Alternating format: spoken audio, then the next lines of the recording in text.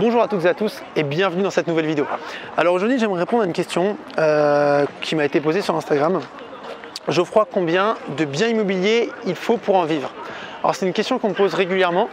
Voilà, pour devenir indépendant financièrement, pour devenir rentier, pour vivre de ses revenus locatifs, combien d'appartements, combien de biens immobiliers il faut? En fait il faut raisonner complètement différemment puisque ce n'est pas une notion de nombre, mais c'est plutôt une notion de cash flow, donc de bénéfice. Donc c'est complètement différent. Alors avant toute chose, si ce n'est pas déjà fait, je vous invite à vous abonner à la chaîne pour ne manquer aucune des vidéos qui vont arriver prochainement. Alors, combien de biens immobiliers il faut pour en vivre? En fait, ça ne dépend pas du tout du nombre de biens que vous avez. Moi, je connais des personnes qui sont propriétaires de 10, 12, 15 appartements et pour autant, elles n'arrivent même pas à dégager 1000 € de cash flow sur ces biens-là. Donc déjà, le cash flow, qu'est-ce que c'est? En fait, c'est l'argent qui va vous rester dans votre poche une fois que vous avez payé toutes les charges qui sont liées à votre investissement. Et donc une fois que vous avez payé crédit, charges de copro, taxes foncières, etc., impôts pour ceux qui en payent parce qu'il y a des techniques et des régimes particuliers pour ne pas payer d'impôts, pour gommer son imposition, je vous en parlerai dans une autre vidéo. Mais en gros, une fois que vous avez payé toutes les charges, c'est l'argent qui va vous rester en fait à la fin du mois. Et en fait, c'est là-dessus qu'il faut se concentrer, c'est sur le cash flow, c'est pas du tout sur le nombre de biens que vous avez. Parce que comme je dis, il y a des personnes qui peuvent avoir 20 biens immobiliers, mais si dessus vous faites 0 € de cash flow par mois, si dessus vous ne faites pas d'argent, c'est-à-dire que c'est des opérations qui s'autofinancent juste, ou alors pire, que vous devez mettre de l'argent de votre poche, en fait, vous n'allez pas pouvoir en vivre, vous n'allez pas pouvoir remplacer votre salaire. Donc en fait, c'est pas du tout comme ça qu'il faut penser. C'est pas une notion de nombre de biens, mais plutôt de bénéfices que vous allez générer par mois à chaque fois avec vos investissements immobiliers. Moi par exemple j'ai 8 biens immobiliers, donc j'ai 3 gros appartements que j'exploite en colocation et 5 petits studios.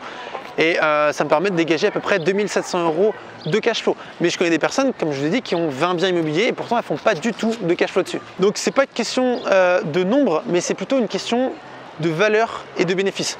Et de la même façon, vous avez aussi la valeur patrimoniale des biens immobiliers. C'est-à-dire que, je vous prends un exemple, mais si vous achetez un appartement à Rennes, par exemple, à 150 000 €, vous pouvez, par exemple, dans une autre plus petite ville, vous pouvez avoir, pour la même surface, un bien qui va vous coûter peut-être 70 ou 80 000 €.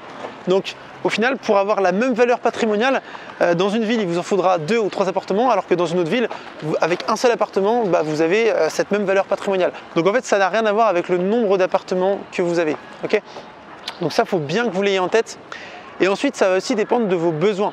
C'est-à-dire que moi, par exemple, j'avais un salaire de 1900 €. À la fin, j'avais 1900 €.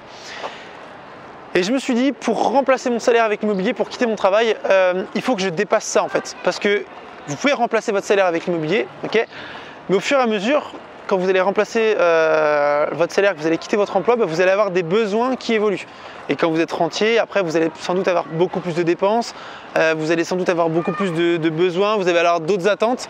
Et en fait, forcément, votre besoin économique va augmenter. Et donc, moi par exemple, 1900 € ça ne me suffisait pas. Donc c'est pour ça que j'ai attendu d'avoir au moins 2700 € pour pouvoir pour pouvoir quitter mon travail et devenir indépendant financièrement. Donc voilà, donc gardez ça à l'esprit. Là je vous ai une petite vidéo comme ça de façon un petit peu impromptue.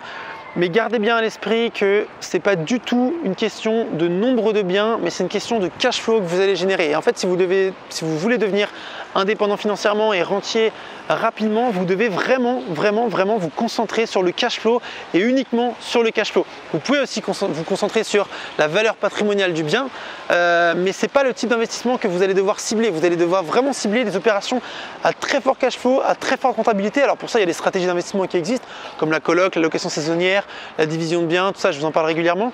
Mais vous devez vraiment vous concentrer sur les biens à fort cash flow, parce que c'est comme ça que vous allez pouvoir remplacer votre salaire. Et vous ne vous concentrez pas du tout sur le nombre de biens. Et en fait, c'est vrai que c'est une question qui revient souvent. C'est pour ça que je la traite aussi en vidéo, parce qu'il y a beaucoup de personnes qui me demandent combien de biens il faut pour que je puisse devenir rentier, combien d'appartements j'ai besoin. Et en fait, ça n'a rien à voir avec les appartements. Par exemple, vous voulez acheter un appartement dans votre ville, ce ne sera pas du tout le même marché que dans ma ville.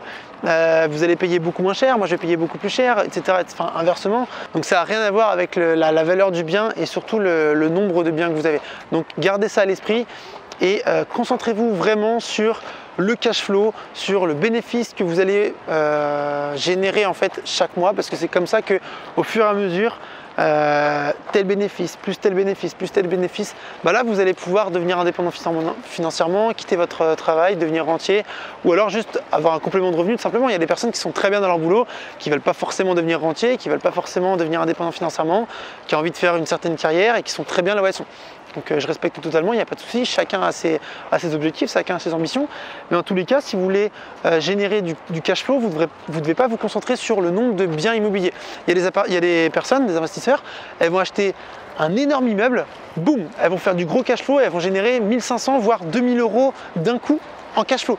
Et pourtant, elles n'auront qu'un immeuble avec plusieurs appartements, mais elles n'auront fait qu'une seule opération. Donc ça n'a rien à voir avec le nombre de biens. Mettez-vous vraiment ça à l'esprit parce que c'est hyper important. Sinon, vous allez être focus là-dessus et vous allez avoir envie d'avoir le plus de biens possible. C'est pas du tout le but. Le but, c'est vraiment de générer du cash flow, de faire du patrimonial et d'apporter de la valeur aux personnes. Donc voilà. Si ce n'est pas déjà fait, je vous laisse encore vous abonner à cette chaîne et n'hésitez pas aussi à me mettre en commentaire des vidéos, enfin des sujets de vidéos que vous souhaitez que je traite, comme ça je pourrais les traiter directement en vidéo. Et donc voilà, je vous dis à bientôt, ciao.